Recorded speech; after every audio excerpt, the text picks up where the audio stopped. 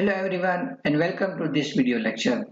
In this video lecture, we will see the basic overview of our subject .NET Programming. તો fourth semester માં તમારું બધાનું સ્વાગત છે. તો આ fourth semester ની અંદર આપણે એક સબ્જેક્ટ લર્ન કરવાનો છે અને એ સબ્જેક્ટનું નેમ છે .NET Programming. તો જ્યારે બી કોઈ બી સબ્જેક્ટ તમે લર્ન કરો ત્યારે પહેલા તમને એ સબ્જેક્ટનું ફૂલ નેમ આવડવું જોઈએ અને એ સબ્જેક્ટનો GTU નો કોડ શું છે એ આપણને ખબર હોવી જોઈએ. તો આપણો જે સબ્જેક્ટ છે એનું નેમ છે .NET Programming. તો આ સબ્જેક્ટની અંદર આપણે એ જોઈશું કે .NET ની મદદથી આપણે પ્રોગ્રામિંગ કઈ રીતે કરી શકશું. ઓકે, .NET શું છે એ બી આપણે જોઈશું અને પ્રોગ્રામિંગ તો આપણને બધાને ખ્યાલ જ છે. બીજું, આ સબ્જેક્ટનો જે કોડ છે એ છે 3340704 એટલે કે 3340704. તો જ્યારે બી આપણે કોઈ સબ્જેક્ટ લર્ન કરતા હોય ત્યારે ખાસ એનો કોડ આપણને યાદ હોવો જોઈએ કારણ કે એક્ઝામની અંદર આપણને કોડ ઉપયોગી છે. તો હવે આપણે જોઈએ કે આ .NET પ્રોગ્રામિંગ સબ્જેક્ટ છે એની અંદર ટોટલ કેટલા ચેપ્ટર છે, બરોબર? તો એ પહેલા જોઈ લઈએ કે આપણે આ સબ્જેક્ટની ટીચિંગ સ્કીમ શું છે અને એક્ઝામિનેશન સ્કીમ શું છે.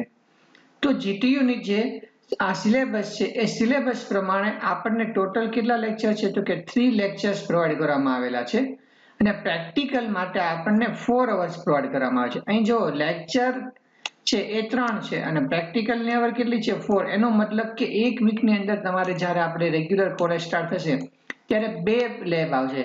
તો આની ઉપરથી તમને આઈડિયા આવશે કે આ સબ્જેક્ટની અંદર પ્રેક્ટિકલનું ઇમ્પોર્ટન્સ છે એ ખાસ વધુ છે. ક્લિયર? કારણ કે આની અંદર આપણે જે પ્રોગ્રામિંગ કરવાનું છે બધું VB.NET ની અંદર પ્રોગ્રામિંગ કરવાનું છે. તો VB.NET ની મદદથી કોઈ બી એપ્લિકેશન કઈ રીતે ક્રિએટ કરવી તો એના બધા કન્સેપ્ટ આપણે લર્ન કરવાના છે આ સબ્જેક્ટની અંદર.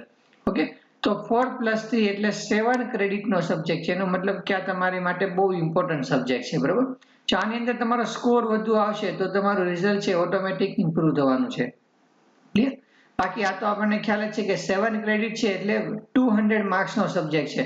જનરલી બાકી બધા તમારા સબ્જેક્ટ હોય તો કેટલા છે 150 માર્ક્સના સબ્જેક્ટ હોય છે.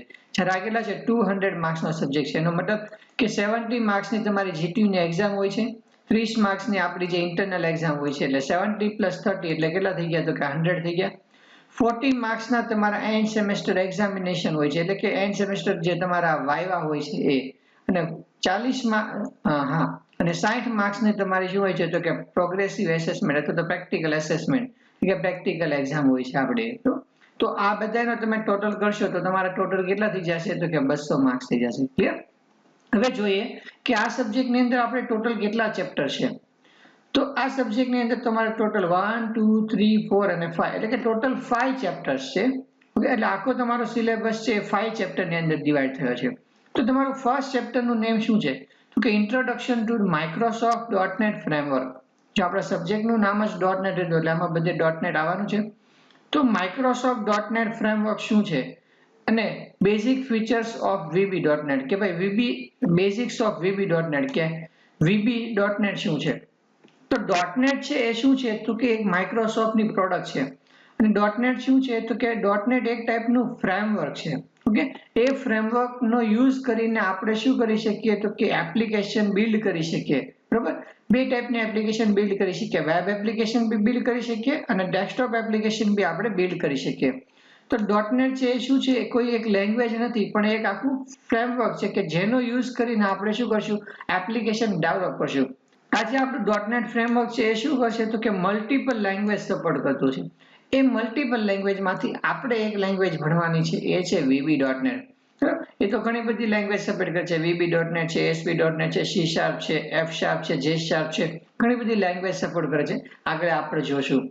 હવે સપોઝ કે આપણે એક એપ્લિકેશન બનાવી છે તો જનરલી તમે કોઈ બી સોફ્ટવેર જો વેબસાઇટ જો તેની અંદર શું હોય લોગિન પેજ હોય, રજિસ્ટ્રેશન પેજ હોય. તો આ લોગિન પેજ રજિસ્ટ્રેશન પેજની અંદર હોય શું તો કે પહેલા લખેલું હોય કે એન્ટર યોર યુઝરનેમ, પછી એક બોક્સ હોય એની અંદર આપણે યુઝરનેમ એન્ટર કરીએ, પછી એક બીજું લેબલ હોય કે પાસવર્ડ, પછી એની બાજુમાં એક બોક્સ હોય ત્યાં આપણે પાસવર્ડ એન્ટર કરીએ, પછી નીચે 2 બટન હોય, બરોબર ને? આપણે તો કોઈ બી લોગિન પેજ હોય તો એની અંદર શું હોય 2 ટેક્સ્ટ બોક્સ હોય, નીચે 2 બટન હોય લોગિન ને કેન્સલ. તો આ જે લેબલ છે, ટેક્સ્ટ બોક્સ છે, બટન્સ છે એ બધાને શું કહેવાય તો એ બધાને કહેવાય કંટ્રોલ્સ કહેવાય. હવે જો એ વિન્ડો એપ્લિકેશન હોય તો વિન્ડોઝ કંટ્રોલ કહેવાય અને જો વેબ એપ્લિકેશન હોય તો વેબ કંટ્રોલ કહેવાય. તો આવા બધા કંટ્રોલ્સ છે એ આપણે સેકન્ડ ચેપ્ટરની અંદર લર્ન કરવાના છે. પછી તો કે થર્ડ સેમેસ્ટરની અંદર આપણે ડિટેલમાં લર્ન કરશું કે કોઈ રજીસ્ટ્રેશન પેજ હોય તેની અંદર શું હોય તો કે ટેક્સ્ટ બોક્સ હોય, પછી શું હોય રેડિયો બટન હોય, બરોબર, કે આપણે સિલેક્ટ કરીએ મેલ કે ફિમેલ, પછી સિટી સિલેક્ટ કરવા માટે આખું ડ્રોપ ડાઉન બોક્સ હોય, બર્થ ડેટ સિલેક્ટ કરવા માટે ડેટ એન્ડ ટાઈમ કંટ્રોલ હોય, બરોબર. પછી આપણે ઘણીવાર શું હોય છે તો કે એક અને એક કરતા વધારે ઓપ્શન આપેલા હોય એ સિલેક્ટ કરવા હોય તો ચેક બોક્સ છે. પછી ઘણીવાર આપણે લોગિન યુઝરનેમ ને પાસવર્ડ એન્ટર કરીને લોગિન ઉપર ક્લિક કરીએ તો આ શું થાય પ્રોસેસ બતાવે કે કેટલી પ્રોસેસ છે, કેમ કોપી કરીએ તો આપણને પ્રોસેસ બતાવશે, તો પ્રોગ્રેસ બાર છે, ટાઈમર છે, એ બધા કંટ્રોલ આપણે લર્ન કરવાના છે ચેપ્ટર નંબર 3 ની અંદર. પછી ચેપ્ટર નંબર 4 શું છે તો કે એડવાન્સ ફીચર ઓફ VB.NET, એટલે કે VB.NET જે આપણી લેંગ્વેજ છે એની અંદર એડવાન્સ કયા કયા ફીચર્સ છે. તો તમે C++ લર્ન કર્યું તો એની અંદર તમે ફંક્શન લર્ન કર્યું હતું, તો ફંક્શન એટલે શું, તો એની રિલેટેડ આપણો ટોપિક છે કે ભાઈ પ્રોસિજર એટલે શું, સબ પ્રોસિજર એટલે શું. પછી સપોઝ આપણે કોઈ આ વેબસાઇટ ઓપન કરી છે કે આ GTU નો સિલેબસની સાઇટ ઓપન કરી છે, તો આને મારે સેવ કર્યું છે તો હું Ctrl+S પ્રેસ કરું છું તો જો આ એક આખું ડાયલોગ બોક્સ ઓપન થયું. તો એ આપણે ચેપ્ટર 4 ની અંદર લર્ન કરવાનું છે કે આવા ટોટલ કેટલી ટાઈપના ડાયલોગ બોક્સ અવેલેબલ છે, બરોબર, કે આને શું કહેવાય સેવ એઝ ડાયલોગ બોક્સ કહેવાય. સપોઝ કે મારે આની અંદરથી કંઈક ઓપન કરવું છે તો જો હું આ ફાઇલની અંદર જઈને ઓપન ફાઇલ ઉપર ક્લિક કરું તો આ જે આખું ડાયલોગ બોક્સ ઓપન થયું છે, બરોબર, એનું નેમ શું છે ઓપન ફાઇલ ડાયલોગ બોક્સ, બરોબર. પછી સપોઝ મારે આ જે પેજ છે એને પ્રિન્ટ કરવું છે તો Ctrl+P આપીશ, બરોબર. તો આ એક ડાયલોગ બોક્સ ઓપન થઈ ગયું, આ ડાયલોગ બોક્સને કહેવાય પ્રિન્ટ ડાયલોગ બોક્સ. તો આવા કેટલી ટાઈપના ડાયલોગ બોક્સ છે, બરોબર, એ બધું આપણે એડવાન્સ ફીચર. પછી જો આ આપણે જે PDF ઓપન કરવા માટે આ એક મેં સોફ્ટવેર ઓપન કર્યો છે, બરોબર, નિટ્રો PDF, તો એની અંદર આ બધા મેનુઝ દેખાય છે કે રિવ્યુ મેનુ છે, આ પેજ લેઆઉટ મેનુ છે, આ ફોર્મ મેનુ છે, આ ફાઇલ મેનુ છે. તો આ મેનુ કઈ રીતે ક્રિએટ થાય, પછી આ મેનુ ની અંદર જો આ સબ મેનુઝ છે તો સબ મેનુઝ કઈ રીતે ક્રિએટ થાય, એ બધું આપણે લર્ન કરવાનું છે ચેપ્ટર નંબર 4 ની અંદર. ઓકે, હવે મેં તમને ફર્સ્ટ ચેપ્ટર ની વાત કરી ત્યારે કીધું હતું કે .NET શું છે એક પ્લેટફોર્મ છે, એની મદદથી આપણે એપ્લિકેશન ડેવલપ કરી શકીએ. તો આપણે એપ્લિકેશન બે ટાઈપની ડેવલપ કરી શકીએ કે વેબ એપ્લિકેશન બી ડેવલપ કરી શકીએ અને વિન્ડોઝ એપ્લિકેશન બી ડેવલપ. હવે એ એપ્લિકેશન જો આપણે ડાયનામિક બનાવ્યું હોય તો આપણે શું કરવું પડે કે એની અંદર ડેટાબેઝ ક્રિએટ કરવો પડે. તો VB.NET ની અંદર આપણે ડેટાબેઝ કઈ રીતે ક્રિએટ કરી શકીએ, આપણા જે પેજીસ છે એ બધા પેજીસને ડેટાબેઝ સાથે કઈ રીતે કનેક્ટ કરી શકીએ, તો એની માટે એક કન્સેપ્ટ છે ADO.NET નો. તો ADO.NET ની મદદથી આપણે ડેટાબેઝ કનેક્ટિવિટી કઈ રીતે કરી શકશું એ લર્ન કરીશું આપણે ચેપ્ટર નંબર 5 ની અંદર. અને એની સિવાય કે .NET ની અંદર ઇનબિલ્ટ ફંક્શન્સ કેટલા અવેલેબલ છે, બરાબર. જેમ આપણે C લેંગ્વેજ ની વાત કરીએ તો C લેંગ્વેજ ની અંદર આપણે કોઈ મેસેજ છે સ્ક્રીન ઉપર પ્રિન્ટ કરાવો છે તો printf યુઝ કરીએ છીએ. યુઝર પાસેથી રન ટાઈમે કીબોર્ડમાંથી વેલ્યુ એક્સેપ્ટ કરાવી છે તો scanf યુઝ કરીએ. તો printf છે, scanf છે, બધા ઇનબિલ્ટ ફંક્શન છે. તો એવા આ લેંગ્વેજ ની અંદર ટોટલ કેટલા ઇનબિલ્ટ ફંક્શન્સ અવેલેબલ છે એ આપણે લર્ન કરશું ચેપ્ટર નંબર 5 ની અંદર. ઓકે, તો આપણો ટોટલ સિલેબસ છે એ ટોટલ 5 ચેપ્ટર ની અંદર ડિવાઈડ થયેલો છે. તો આ જે છે એ આખો એનો ડિટેલ ની અંદર સિલેબસ છે. તો જેમ જેમ આપણે આગળ લેક્ચર છે એ લેતા જશું એમ એમ તમને ખ્યાલ આવશે કે આ સબ્જેક્ટ ની અંદર આપણે શું ભણવાનું છે. તો શોર્ટ ની અંદર કહીએ તો .NET પ્રોગ્રામિંગ આપણો જે આ સબ્જેક્ટ છે એની અંદર આપણે શું કરવાનું છે તો કે .NET ફ્રેમવર્ક શું છે. તમે ઘણી બધી વાર કોઈ સોફ્ટવેર ઇન્સ્ટોલ કરતા હશો ત્યારે એની અંદર આવશે કે Microsoft.NET ફ્રેમવર્ક 4.5 રિક્વાયર્ડ અથવા તો Microsoft.NET ફ્રેમવર્ક 4 રિક્વાયર્ડ. અત્યારે તો Microsoft.NET ફ્રેમવર્ક છે એનું લેટેસ્ટ વર્ઝન 4.8 આવી ગયું છે.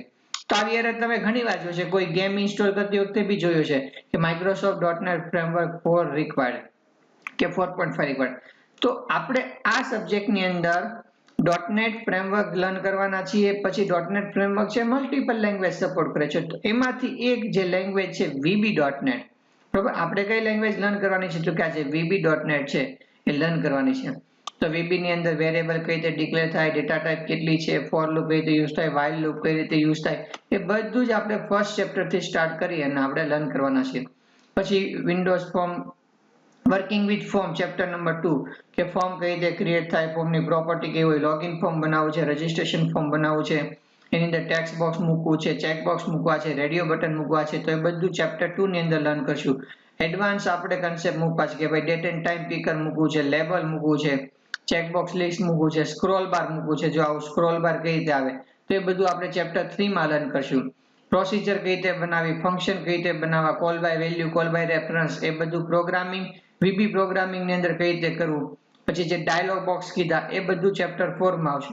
પછી જ્યારે આપણે કોડિંગ કરીએ તો એરર આવે છે તો આપણને એરર બતાવવી જોઈએ, બરોબર, ડાયરેક્ટ આપણો સોફ્ટવેર સ્ટોપ ન થઈ જવો, તો એની માટે એક્સેપ્શન હેન્ડલિંગ લર્ન કરવાનું. બેસ્ટ એક્ઝામ્પલ આપું કે તમે કેલ્ક્યુલેટર બનાવ્યો છે તો 5 ડિવાઈડ બાય 0 કરો તો કોઈ નંબરને 0 વડે ન ભાગી શકાય, તો તમારું કેલ્ક્યુલેટર છે એ નોટ રિસ્પોન્ડિંગ આવી જાય, એવું ન થવું જોઈએ, એની બદલે એરર આપવી જોઈએ કે ભાઈ ડિવાઈડ બાય 0 એરર. તો એ બધું આપણે લર્ન કરશું ચેપ્ટર નંબર 4 ની અંદર. 5 ની અંદર આપણે જોઈશું કે ક્યાં ઇનબિલ્ટ ફંક્શન્સ અવેલેબલ છે, બરોબર, પછી સ્ટ્રિંગ ફંક્શન્સ ક્યાં અવેલેબલ છે, સ્ટ્રિંગ સાથે કઈ રીતે વર્ક કરવું, અને ડેટાબેઝ કઈ રીતે ક્રિએટ કરવો, ડેટાબેઝ ક્રિએટ કરવા માટે કયો કન્સેપ્ટ લર્ન થાય છે, એનું આખું આર્કિટેક્ચર કેવું છે, અને એ કઈ ફેસિલિટી પ્રોવાઈડ કરે છે, એ બધું આપણે લર્ન કરવાના છીએ ચેપ્ટર નંબર 5 ની અંદર. તો આ થઈ ગયું આપણું complete overview of .NET programming subject. Okay, thank you.